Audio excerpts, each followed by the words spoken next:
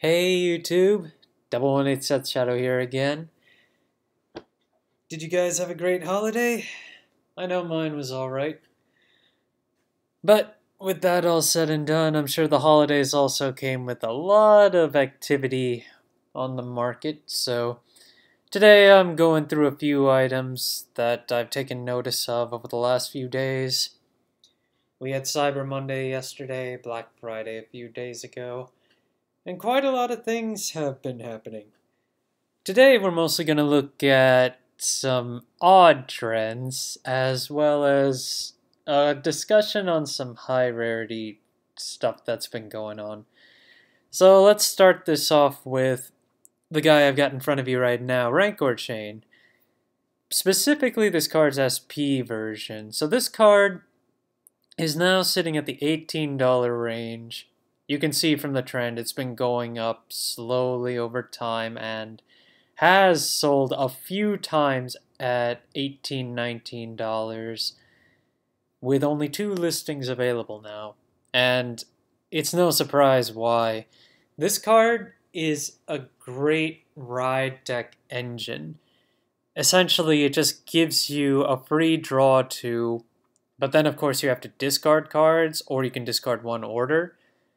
But the thing about Stoichia is that the vast majority of its ride lines usually just give way to the Rancor Chain, the Zorga ride line. So you have Rancor Chain, then you have Black Tears Husk, followed by the grade 3 that you want to play.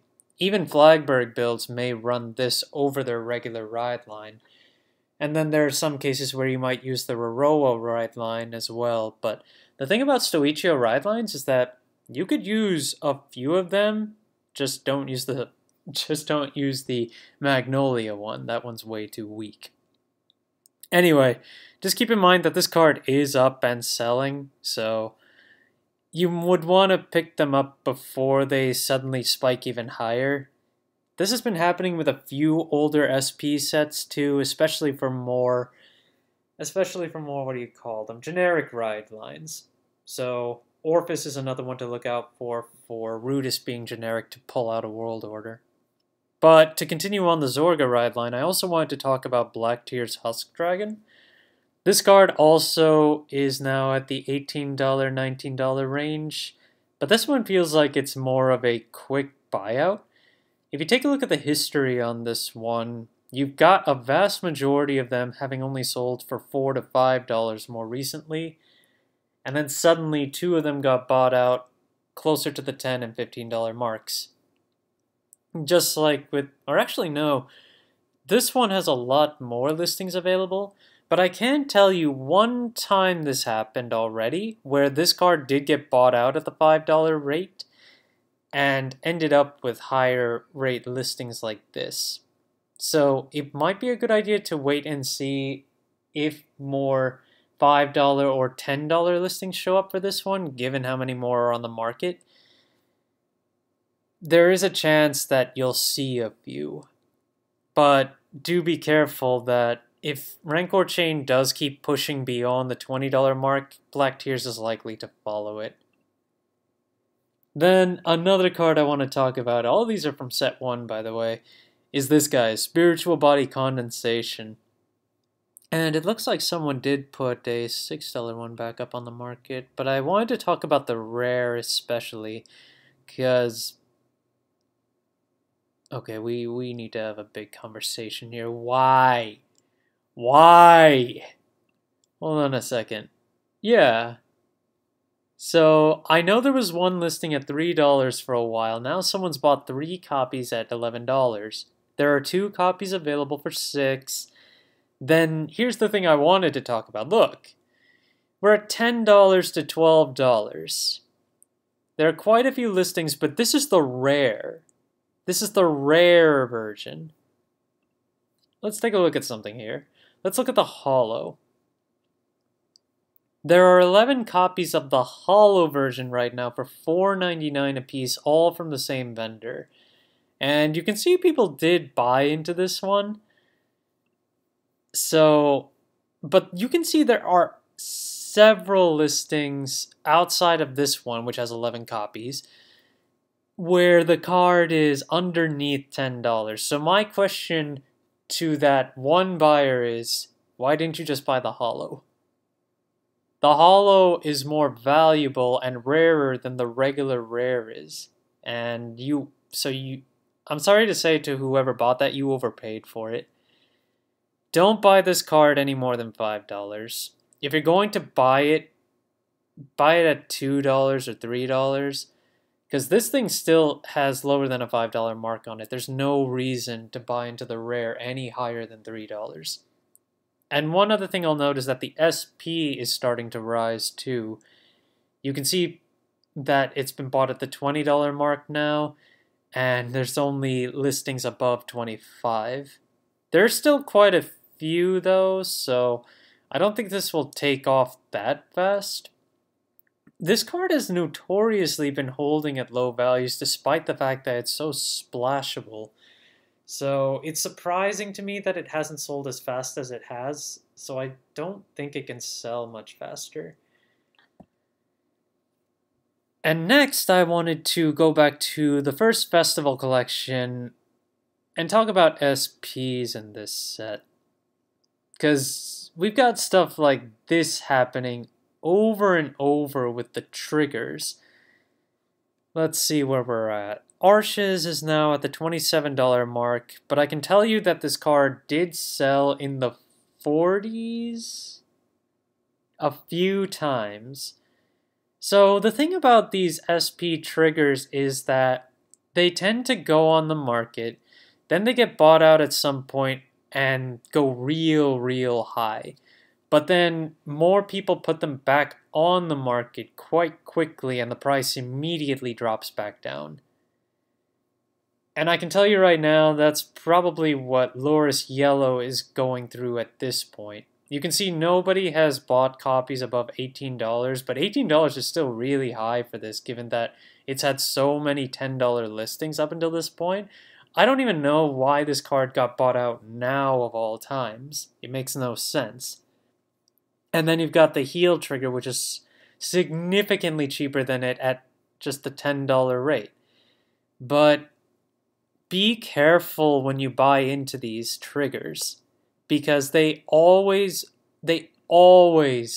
find a way back down below the $10 mark, or at least really close to it for a lot of different copies.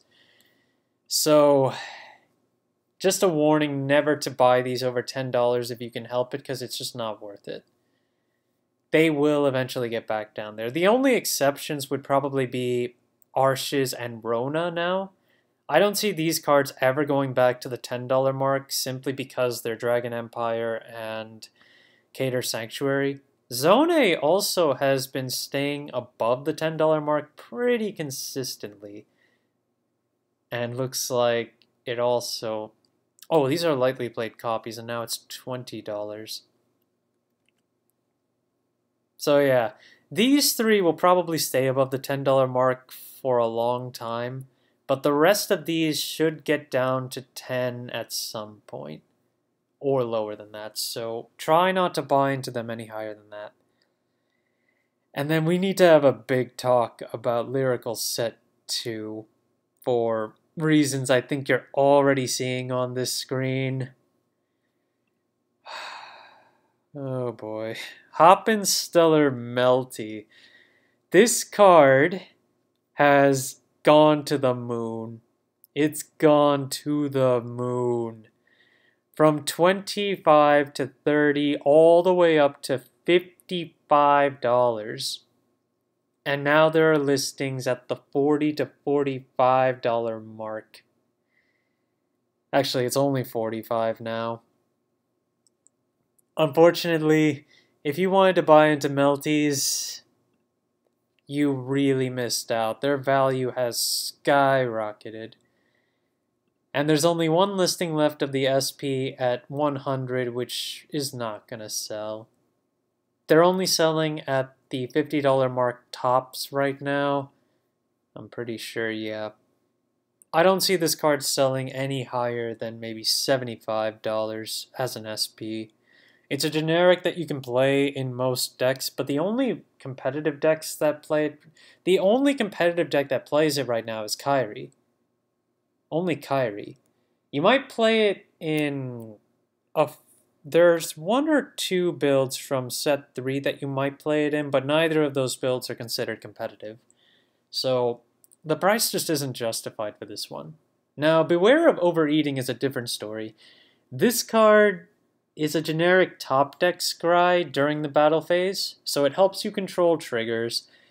It was an $8 card for quite a while, then it held around the $10 mark for quite a bit. Now it's $20. For obvious reasons. You can splash this in a lot of different decks just to control your triggers. So wherever you have room, you basically just throw that in as a easy scry. Then there is this, the rare draw trigger, Bertoy. Only 2 listings left, only 2 copies left. And it's been selling close to $10. Try to hold off. If you already have your place set, just try to hold off. There's no reason this thing should be this high under any circumstance. Yes, it's a draw trigger. Yes, it's the effect draw trigger, but that's just too high. But the reality is it might sell at the $10 rate.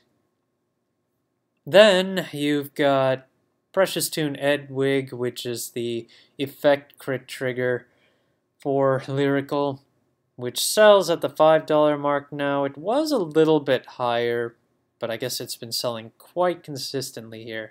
And more copies seem to be going back on the market overall, so I don't think there's much danger of this going much higher than $6 at this point. There are also, let me see how many boxes of this set are available.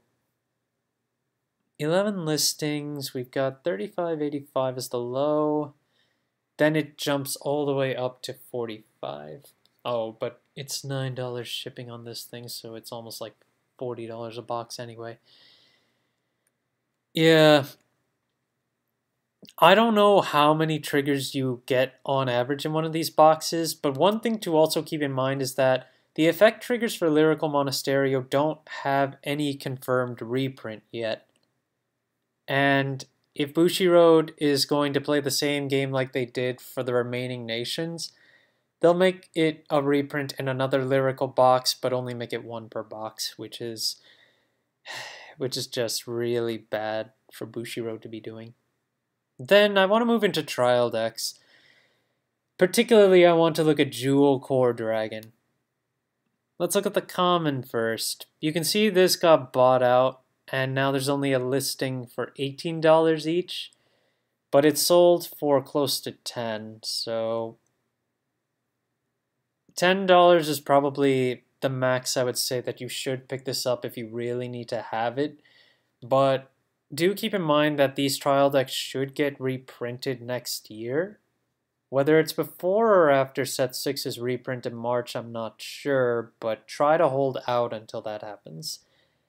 I don't know if the foils also get a reprint in these trial decks, but if they don't, then I would still not buy into the foil if you can help it, because some way or another, I'm sure there's going to be frame Rs or SPs if Bushiroad puts SPs back on the market to replace the card. They are ride line cards, so I'm sure there will be some kind of other full art that you can pick up at some point. And the final thing I wanted to talk about is regarding Tamayura. Today Bushiroad had an announcement for Tamayura's new ride line, part of her history. But as you can see, I don't think there's much you'll have to worry about in terms of Tamayura really getting bought out. The ride line that was announced was not that great, to be honest. It seems pretty underwhelming in terms of its abilities. It's more like just binding your cards and then calling them back while also doing some control with the bind zone. But Tamayura herself has not seen much effect due to this announcement. There are still plenty of listings for 650 and it hasn't been selling too much today. I don't see this card going up very much more, especially when we've already got all the announcements that we could possibly get for her. So if you're looking to pick up Tamayura, it probably won't go down very far, but at the very least it won't go up for a little while. And that's all I had to talk about for today. I hope you guys enjoyed the video. If you did like it and want to see more quickly, please subscribe and like the video. And if you have any requests for anything that you'd like to see market watched, I'm more than willing to take those, and I will cover my analysis on them as time goes on. And I guess to kind of note, I've been trying to do this as a Tuesday, Thursday sort of thing, and I'm planning to keep to that as much as I can. If you guys do like the content enough, I'll start doing market watches a bit more often. Just let me know, and I will see you guys next time.